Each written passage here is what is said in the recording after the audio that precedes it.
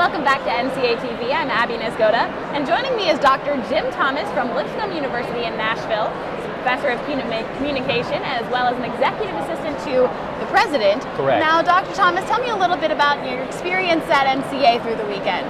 This has been fantastic. I came down here because I'm getting ready to launch into a new adventure on communicating with the elderly and communicating with the aged. Another program called palliative care, all that falls under the idea of healthcare communication. And so I wanted to find out from some of those who have been working at this now for a long time what we're actually getting into. It's been fascinating, extremely rich experiences here, great networks. Couldn't have asked for a better start for a program.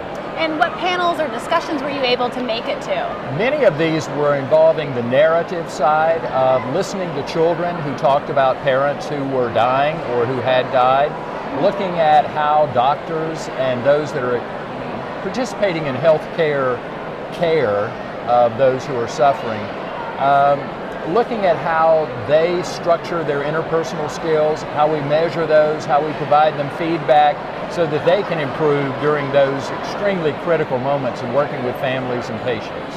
All right, and you've only been to NCA a few years. Right. Tell me a little bit about how it's changed through those years. I find it different every single year.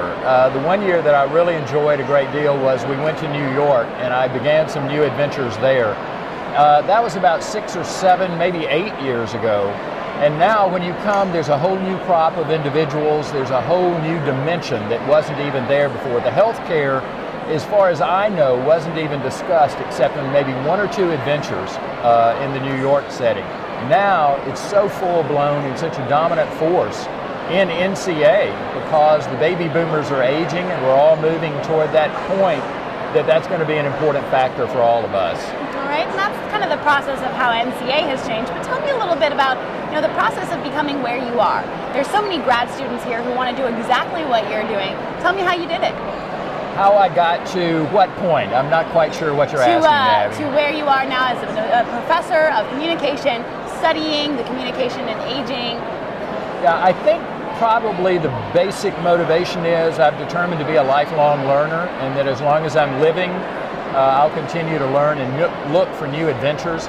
I was delivering a presentation at a small conference on dealing with communicating with the aging.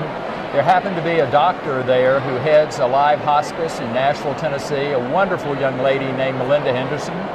She came up to me after it was over and said, would you be interested in working with palliative care and continuing to work with the aging? And I said, I would love to get more involved in that. And so we're putting together some kind of partnership to put together a workshop that we hope will expand to a host of other hospitals, and especially working with a live hospice. All right, well, I wish you good luck in your efforts. Thank you, Abby. That's all the time we have for NCA TV. Thank you, Dr. Thomas. I'm Abbey Niezgoda for NCA TV.